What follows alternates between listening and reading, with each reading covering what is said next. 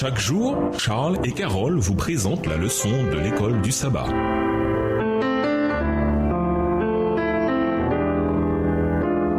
Bienvenue dans votre émission. Dieu nous parle. Nous voilà à la leçon de mardi, récolter ce que l'on sème. La prophétie concernant la marque de la bête parle d'intolérance religieuse, de boycott économique, de persécution et finalement d'un décret de mort. Étonnamment, c'est également un message d'encouragement. Même dans les plus mauvais moments, Dieu soutiendra son peuple, ceux qui gardent les commandements de Dieu et qui ont la foi de Jésus. Apocalypse 14, verset 12. Et parmi ces commandements, bien sûr, il y a le 4e, le sabbat du 7e jour. La prophétie de la marque de la bête d'Apocalypse 13 nous parle du pire, du comble absolu de la guerre que Satan mène contre Dieu. Sa première stratégie dans sa campagne, c'est la tromperie. Apocalypse 13 nous parle d'une période dans le futur où le diable agira à travers une puissance terrestre géopolitique appelée la bête et où il aura recours à la force. La persécution religieuse, bien sûr, ne date pas d'hier et n'a rien de nouveau. Elle est présente depuis que Caïn a tué Abel parce que ce dernier avait adoré comme Dieu le leur avait appris. Voir Genèse 4 et versets 1 à 8. Jésus a dit que même les croyants du premier siècle seraient persécutés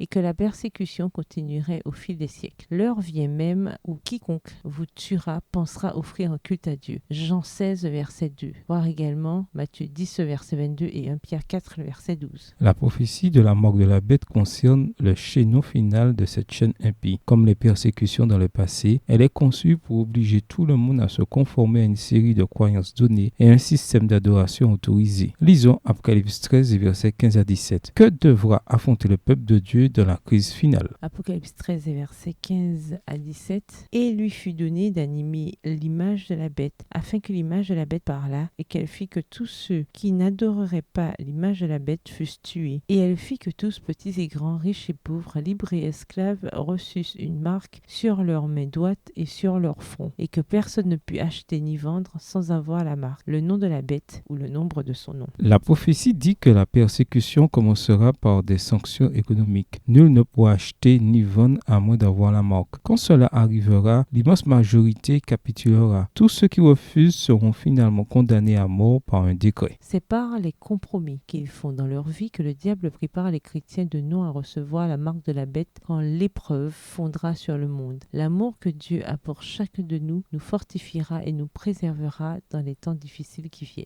Lisons Galates 6, versets 7 à 9. Bien que le contexte ne soit pas celui des temps de la fin, pourquoi le principe décrit ici est-il pertinent pour les questions ayant trait à la marque de la bête et à la manière dont nous pouvons rester fidèles? Galates 6, versets 7 à 9. Ne vous y trompez pas, on ne se moque pas de Dieu. Ce qu'un homme aura semé, il le moissonnera aussi. Celui qui sème pour sa chair moissonnera de la chair la corruption, mais celui qui sème pour l'esprit moissonnera de l'esprit la vie éternelle. Ne nous lassons pas de faire le bien, car nous moissonnerons au temps convenable si nous ne nous relâchons pas. Au revoir. Et à demain si Dieu veut.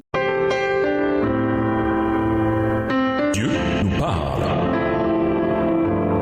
Chaque jour, Charles et Carole vous présentent la leçon de l'école du sabbat.